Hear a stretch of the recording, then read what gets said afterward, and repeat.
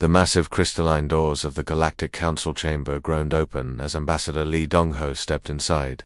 His black diplomatic uniform stood out starkly against the rainbow of alien delegates that filled the ancient amphitheater. 300 years of human service to this galaxy, and today it would all end. The chamber itself was a marvel of alien engineering carved from a single asteroid and floating in the void between three dying stars. Bioluminescent creatures from the aquatic collective provided gentle lighting, while the insectoid hive queens communicated through rapid clicking sounds that echoed off the walls. At the center sat the 12-member High Council, representing the most powerful species in the galaxy. Dong-ho's boots clicked against stone floor as he walked toward the speaking podium. Every eye, tentacle, and sensory organ in the room focused on him. The human had requested this emergency session, but nobody expected what was about to happen. Honored delegates, Dong-ho began, his voice carrying clearly through the chamber's acoustics. For 3 centuries, the Terran Federation has served this council faithfully.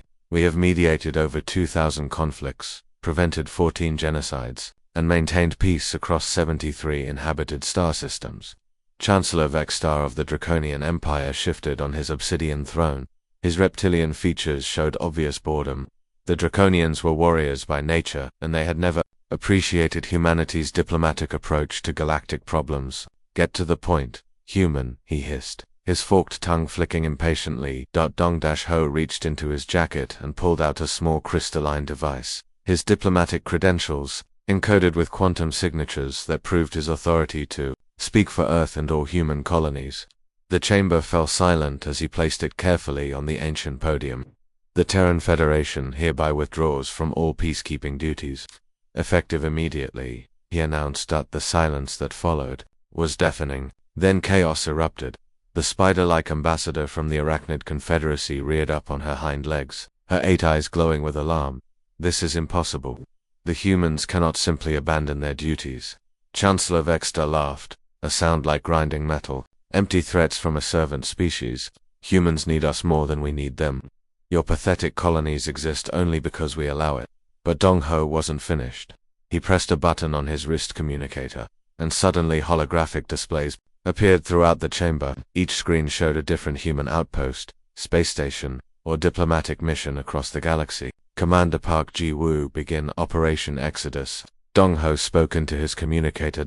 On the screens, the delegates watched in growing horror as human personnel began evacuating their posts. At the neutral station orbiting Kepler-4 Commander Park Ji-woo calmly directed the evacuation of 300 human peacekeepers who had been stationed there for decades. Attention all alien personnel, Park Ji-woo's voice echoed through the council chamber via the live feed. Human forces are withdrawing. This station will be abandoned in 6 hours.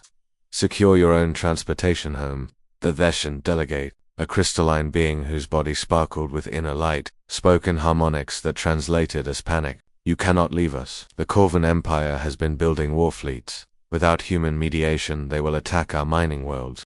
Admiral Zenkov of the Corvan Empire, a massive bear-like creature with cybernetic implants, grunted with satisfaction. Perhaps it is time the galaxy remembered what real power looks like. On the screens, human ships were launching from stations across 17 star systems. Sleek vessels that had patrolled trade routes for generations, hospital ships that had provided medical aid to dozens of species, and massive diplomatic cruisers that had hosted peace negotiations. All of them were heading toward the edge of known space. The insectoid Queen Hive Prime screeched in her native language, her translator device struggling to keep up. The trade agreements, the shipping manifests. The humans manage 70% of all interstellar commerce. Dong-ho watched the chaos with calm satisfaction. We offered partnership. You chose servitude instead. For 300 years, you've restricted human population growth, limited our territorial expansion, and treated us as your personal problem solvers while denying us equal representation on this council. Chancellor Vexstar rose from his throne, his 7-foot frame towering over the other delegates. You forget your place, mammal. Humans are useful because you breed quickly and die young. You make excellent diplomats because your short lives make you desperate for peace. The ambassador's expression didn't change, but something cold flashed in his eyes. We remember everything, Chancellor. Every insult, every restriction, every time you've treated us as expendable. Captain Kim Ho-chan's voice crackled through the communication array from his battleship at the edge of the system. Ambassador, all human assets have been evacuated. We are ready to jump to hyperspace.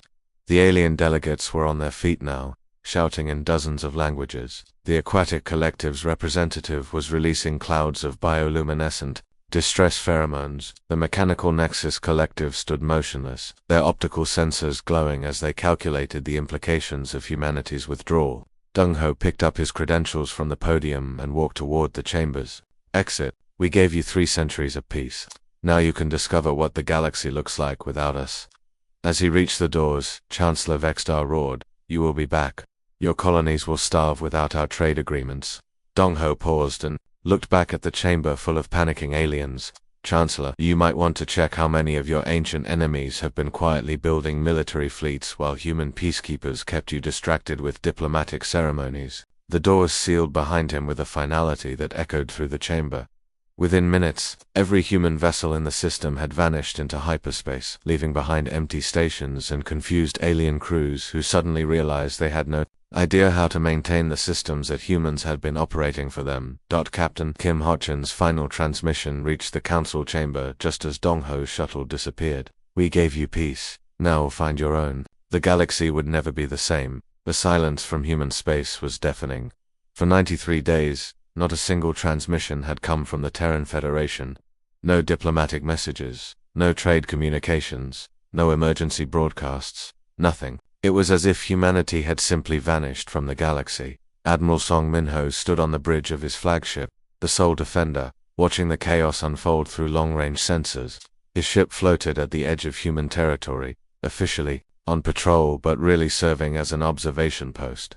The crew around him worked quietly, monitoring dozens of alien communication channels as their former allies tore each other apart. "Admiral, we're picking up distress signals from the Vessian mining colony on Proxima 7, reported Lieutenant Park Soyoung from her sensor station. Her voice was calm, but Minho could see the tension in her shoulders. On the main screen, the tactical displays showed red warning indicators spreading across the Proxima sector like a plague. The Corvan Empire had struck first, just as everyone had predicted. Their massive war cruisers, built like flying fortresses and bristling with plasma cannons, had smashed through the Deshan defense grids in less than 6 hours. "Should we respond to the distress call, sir?" asked Commander Yoon Jinwoo, the ship's tactical officer. Minho shook his head slowly. "Our orders are clear. Observe only. No intervention." The bridge fell silent except for the steady hum of the ship's engines. Every human officer watched the battle unfold, knowing they could end it in minutes if they chose to act. The Sole Defender alone carried enough firepower to cripple the entire Corvan fleet, but those days were over. "Deshan colony ships are evacuating," reported the communications officer. "They're broadcasting on all frequencies, begging for assistance." Through the viewscreen, they could see the mining colony's orbital platforms burning, escape pods scattered like seeds in the solar wind as civilian transports tried to flee the Corvan assault. The crystalline Neshans were peaceful by nature. Their technology focused on mining and construction rather than warfare. Against the militaristic Corvans, they didn't stand a chance. Admiral Zenkov's voice boomed across the emergency channels, his mechanical translator making his words sound even more menacing. "Veshan scum, this sector belongs to the Corvan Empire now. Your mining rights are forfeit." Minho remembered the countless peace negotiations he had attended over the years, watching human diplomats patiently mediate disputes between species who seemed incapable of solving their own problems. Now those same species were discovering what the galaxy looked like without human intervention. "Admiral, the navigation network is failing," Lieutenant Park reported. "The quantum beacons in 17 systems have gone offline." This was exactly what Dr. Choi Yoonjin had predicted. From her research station in the Outer Rim, she had been analyzing the cascading failures spreading across galactic civilization like a virus. The navigation networks that enabled faster-than travel, the communication relays that allowed real-time messaging across star systems, the trade monitoring systems that prevented piracy, all of them had been maintained by human technical crews. "They don't realize it yet," Dr. Choi had told her research assistant 3 days ago, "but we weren't just peacekeepers. We were the glue holding their entire civilization together." Now that glue was gone, and everything was falling apart. The Mechanical Nexus Collective had been the first to adapt. Unlike organic species that were driven by emotion and pride, the Nexus operated on pure logic. Their AI collective had calculated that without human mediators to complicate negotiations, military conquest was 347% more efficient than diplomatic solutions. Their chrome-plated warships, sleek and deadly like mechanical sharks, had begun expanding into neutral territories within weeks of humanity's withdrawal. The spider-like machines showed no mercy to organic life forms, systematically dismantling space stations and converting the raw materials into more ships for their growing fleet. "Sir, we're receiving a priority transmission from Nexus Space," the communications officer announced. "They're broadcasting surrender demands to 12 different species simultaneously." Minho watched the tactical display as Nexus forces surrounded 3 different star systems. Their strategy was brutally efficient: isolate each target, cut off their communications, and demand immediate surrender. Species that had relied on human intervention for centuries suddenly found themselves facing an implacable mechanical enemy with no diplomats to call for help. The aquatic collective was in full panic mode. Their bioluminescent cities beneath the oceans of their homeworld pulsed with distress signals as their peaceful merchant fleets were systematically destroyed by Corvan raiders. The insectoid hive queens had retreated to their nest worlds, sealing off entire systems and preparing for siege warfare.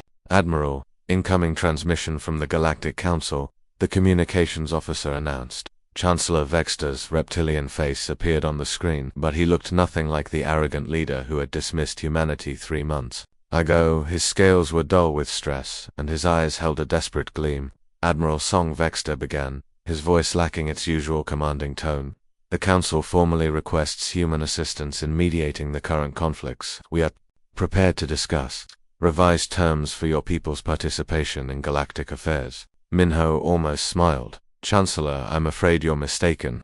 I'm not a diplomat. I'm a military officer, and my government has made its position clear." "Your government?" Vexter's eyes narrowed. "The Terran Federation must see reason.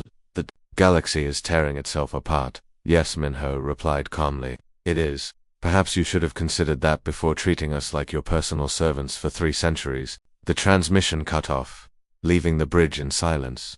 On the tactical display, the red warning indicators continued to spread. The Draconian Empire was mobilizing its battle fleets, preparing to claim territory while their enemies were distracted. The spider-like Arachnid Confederacy had declared war on the Nexus Collective, their bioships engaging in brutal combat with mechanical cruisers. Trade routes that had operated smoothly for generations were now pirate-infested hunting grounds. The interstellar banking system was collapsing as species hoarded resources instead of trading.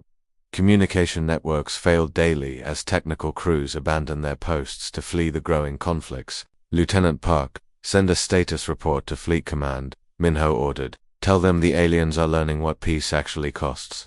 As his ship continued its patrol along the border of human space, Admiral Song Minho watched an entire galactic civilization crumble. The species that had treated humanity as disposable problem solvers were discovering that some problems couldn't be solved with arrogance and superior attitudes. They were about to learn that respect, once lost, was much harder to regain than they had ever imagined.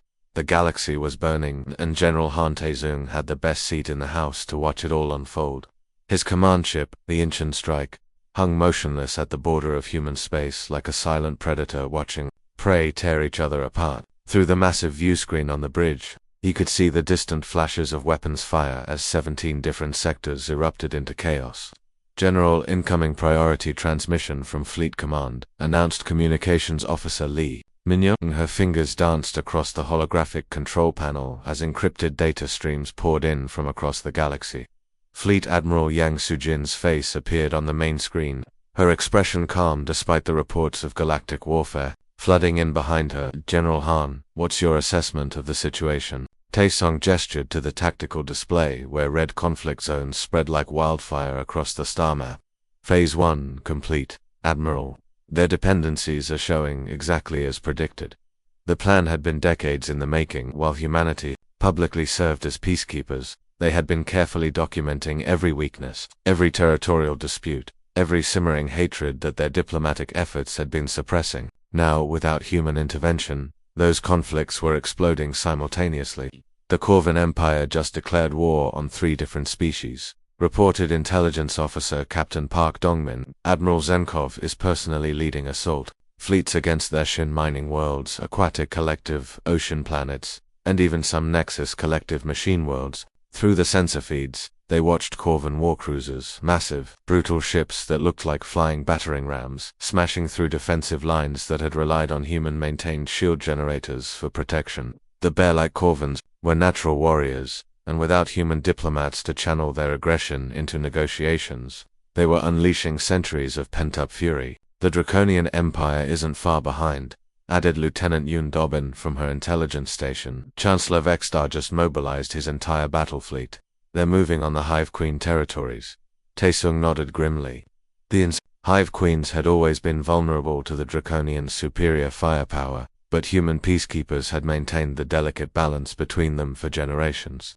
Now that balance was shattered, and the funniest part, Dobbin continued, is watching the Council try to mediate these conflicts themselves. On the intelligence monitors, they watched the Galactic Council's pathetic attempts at diplomacy. Without human cultural experts to guide them, the alien species were making catastrophic mistakes. Just yesterday, a Veshan diplomat had accidentally insulted an Arachnid Confederacy ambassador by offering her food, not knowing that the spider-like aliens considered sharing meals to be a mating ritual. 3 separate diplomatic incidents in one day, Taesin chuckled. The Aquatic Collective almost declared war on the Hive Queens because their translator malfunctioned during peace talks. Admiral Yang's image on the screen showed a hint of satisfaction. Any word on their casualties?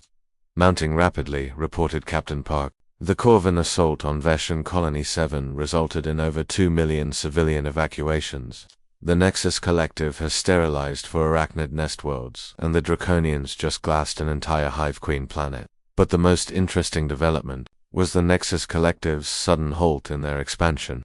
The Mechanical AI Collective had been systematically conquering organic worlds with ruthless efficiency until they encountered something that stopped them cold. Human defense grids. Lieutenant Yoon showed me the Nexus encounter with our outer perimeter, Taesung ordered. The main screen switched to surveillance footage from the Kepler 438 system, where a small human research station was protected by what appeared to be standard defensive systems. The Nexus had sent a probe fleet of 12 chrome-plated warships to investigate. Expecting easy conquest, what they found instead was a demonstration of humanity's true capabilities. The moment the Nexus ships crossed into the system's defensive perimeter, space itself seemed to come alive. Energy barriers that hadn't been visible suddenly blazed to life, creating geometric patterns of pure destruction that sliced through the mechanical vessels like they were made of paper. Our quantum defense grids, Admiral Yang explained. Technology we developed 50 years ago but never deployed in alien space. The Nexus ships tried to adapt their AI systems calculating new approach vectors and defensive measures. But the human systems were learning too, evolving their attack patterns faster than the machines could compensate. Within minutes, the entire Nexus probe fleet was reduced to glowing debris. The collective sent a priority message to all Nexus forces after that encounter, Lieutenant Yoon reported. Direct translation, human territory designated as unassailable. Avoid all contact until further analysis. General Taesung smiled at that. The Nexus Collective, with their vast computational power and logical approach to warfare, had taken one look at human defensive capabilities and decided that conquest wasn't worth the cost.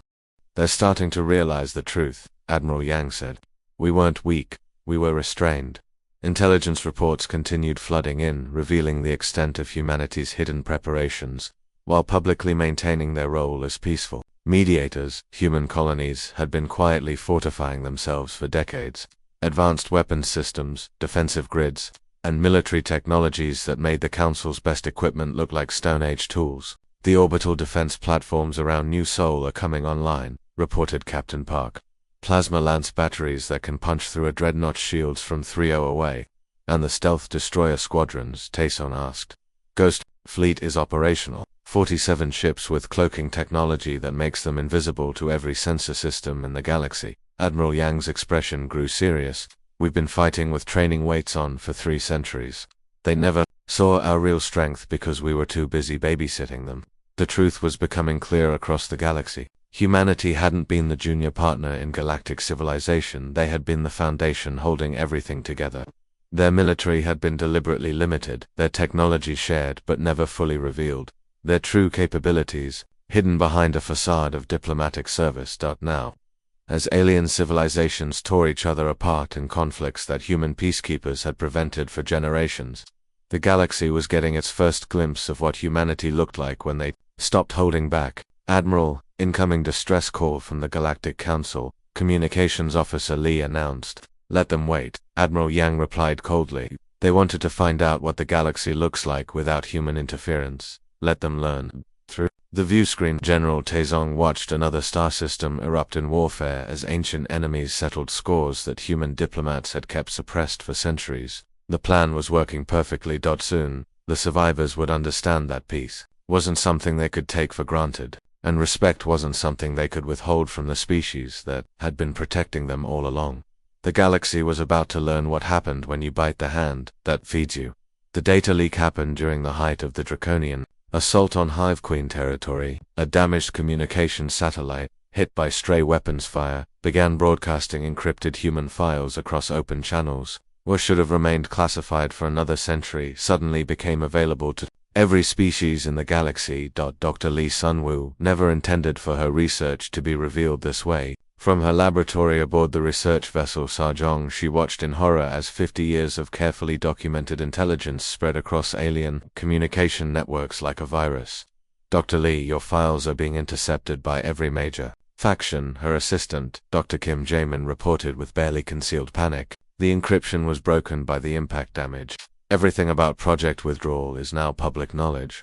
On her main screen, Sunwoo watched as alien news networks began broadcasting her recorded voice. The words she had spoken in private briefings to human military commanders were now being heard by the very species she had been studying. "Project Withdrawal has been our long-term strategy for 47 years. Her recorded voice echoed across draconian battle frequencies. Every mediation session, every peace treaty, every diplomatic meeting, we documented their military capabilities, territorial ambitions, and psychological weaknesses." Chancellor Vexter's roar of rage could be heard across 3 star systems. As his flagship received the transmission, the massive draconian leader smashed his command throne with his bare claws, leaving deep gouges in the obsidian surface. His bridge crew backed away as their emperor's fury reached dangerous levels. "Treacherous mammals," Vexter bellowed. "They were spying on us the entire time." But the revelations were just beginning. Captain Jiang Minsu's tactical reports, detailed analyses that had been transmitted to Fleet Command over decades, began flooding alien intelligence networks. The methodical precision of human observation was breathtaking in its scope. Corvan Empire Psychological Profile Update. Min's voice continued across the hijacked channels. "Species exhibits alpha dominance patterns with underlying insecurity complex. Responds to challenges with overwhelming force, but retreats when faced with superior technology. Recommend displaying minimal force followed by devastating demonstration. If pressed." Admiral Zenkov of the Corvan Empire listened to this assessment of his people with growing horror. Every negotiation where humans had seemed to magically know exactly what to say. Every diplomatic solution that had somehow satisfied Corvan honor while preventing war. It had all been calculated manipulation based on detailed psychological profiles. The spider-like queen of the Arachnid Confederacy received the data streams in her web-like command center, her 8 eyes processing the information at superhuman speed. The reports on her species were particularly detailed. Arachnid Confederacy operates on hive mind principles with individual queens, maintaining autonomy through territorial agreements. Dr. Sunwoo's files revealed, species is highly logical but becomes irrational when nesting grounds are threatened. Recommend using territorial buffer zones as negotiation leverage. Every species in the galaxy was discovering that humanity had been studying them like lab specimens for generations. The peaceful mediators who had helped them resolve conflicts had been secretly documenting their every weakness, every fear, every predictable response pattern. But the most shocking revelation was still to come. Human military capabilities have been deliberately limited during peacekeeping operations. Captain Minsu's tactical analysis continued. Standard deployment protocols restrict us to technology levels approximately equivalent to target species plus 15%. This maintains the illusion of higher-level conflict resolution while concealing our true combat capabilities. The Nexus Collective's AI collective processed this information in microseconds, their logical matrices struggling to recalculate humanity's actual threat level. They had assessed human military strength based on peacekeeping deployments and concluded that humans were moderately advanced but manageable. Now they realized they had been seeing shadows on the wall of a cave.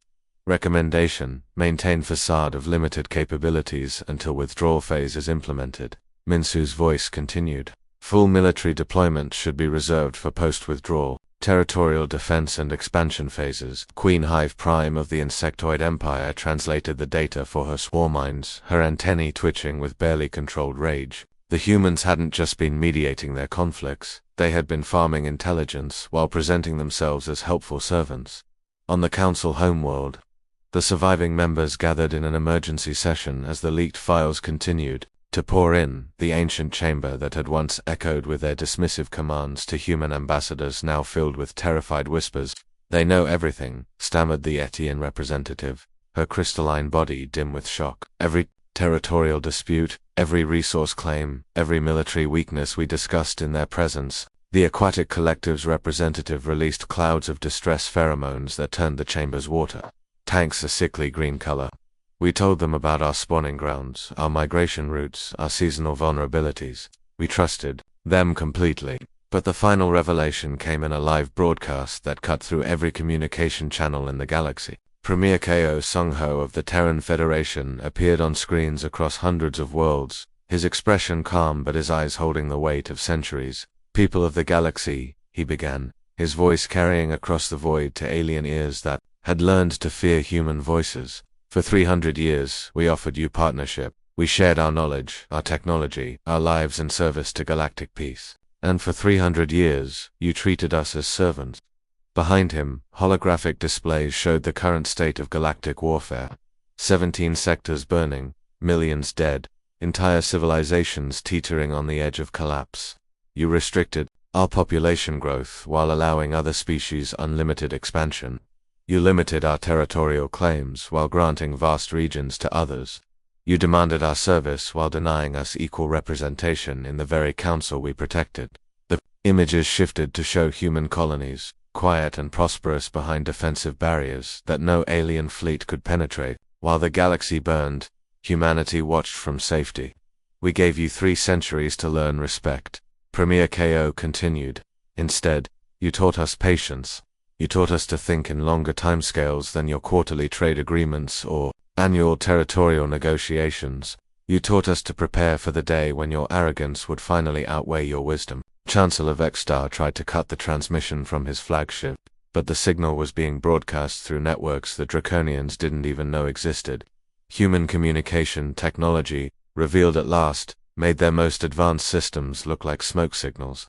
"Today, as your civilizations crumble in wars that our diplomats prevented for generations, you discover the truth. We were never your servants. We were your guardians, protecting you from yourselves and each other.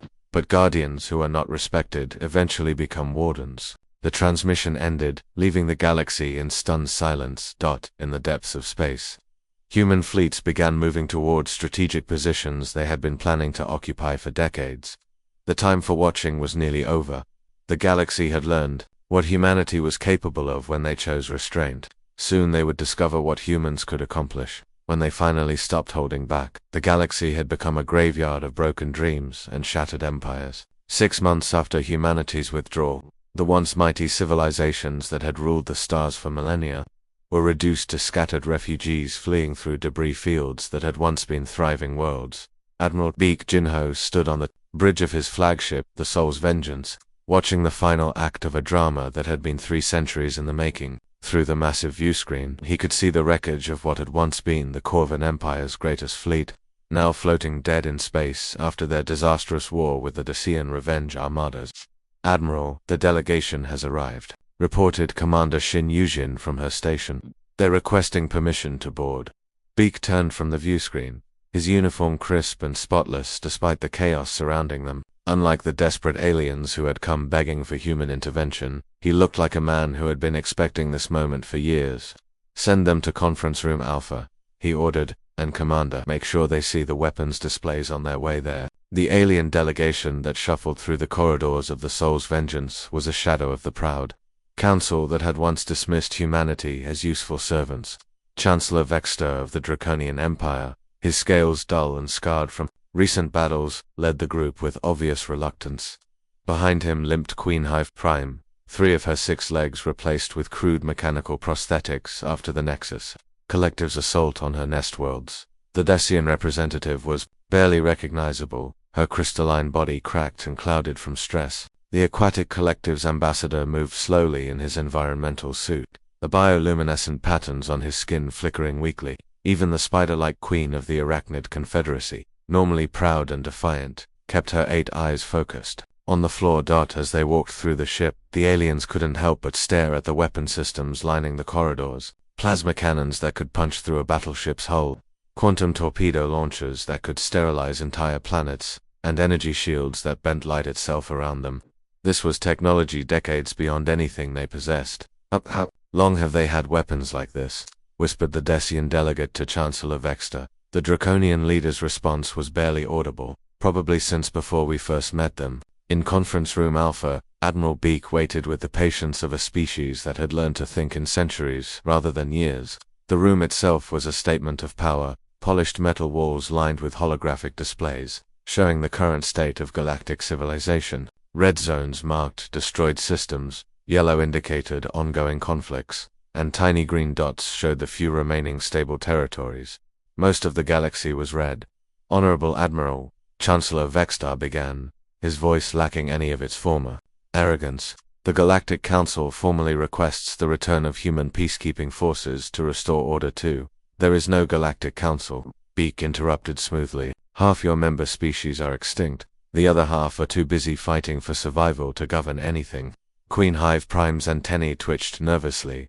Then, what do you propose? Admiral Beak activated a holographic display that showed the terms of surrender in multiple languages. The alien delegates read in growing horror as the scope of humanity's demands became clear. Complete military disarmament of all surviving species. Beak read aloud. Tribute payments equivalent to 40% of gross planetary production. Acknowledgement of Tara as the galactic capital and human authority over all interstellar affairs. The room fell silent except for the soft humming of the ship's engines. Outside, the debris of dead civilizations drifted past the viewports like snow. This is enslavement. The Aquatic Collective's representative finally managed to say no. Beak replied calmly. Enslavement would be if we worked you to death in mines or forced you to build monuments to our glory. This is vastable. Maintain your local governance, your cultures, your basic freedoms, but you'll do so under human oversight. Chancellor Vexter's claws scraped against the metal table. You planned this from the beginning, didn't you? All those years of peaceful mediation, all those times you saved us from ourselves, it was all preparation for conquest. Admiral Beak considered the question for a long moment, his expression thoughtful. No, Chancellor, we genuinely hoped you would learn to respect us. We offered partnership, equality, mutual cooperation. For 3 centuries, we tried to show you that strength and wisdom could coexist. He gestured to the holographic displays, showing the burning galaxy. But you taught us something valuable. You showed us that some species only understand power. You proved that respect based on fear lasts longer than respect based on gratitude. The Decian delegate's crystalline body pulsed with desperate light. But surely there must be another way. We can negotiate new treaties, establish new councils with equal representation. With what? Beak asked, not unkindly.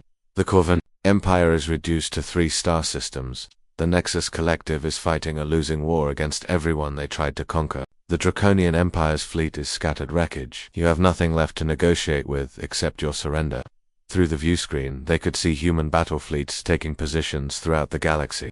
Sleek destroyers with cloaking technology, massive carriers deploying fighter squadrons, and fortress ships that could serve as mobile bases for entire sectors. The true scale of human military power was finally being revealed. We're not monsters, Admiral Beak continued. Under human rule, the galaxy will have peace. Real peace, not the fragile truces we maintained through constant mediation.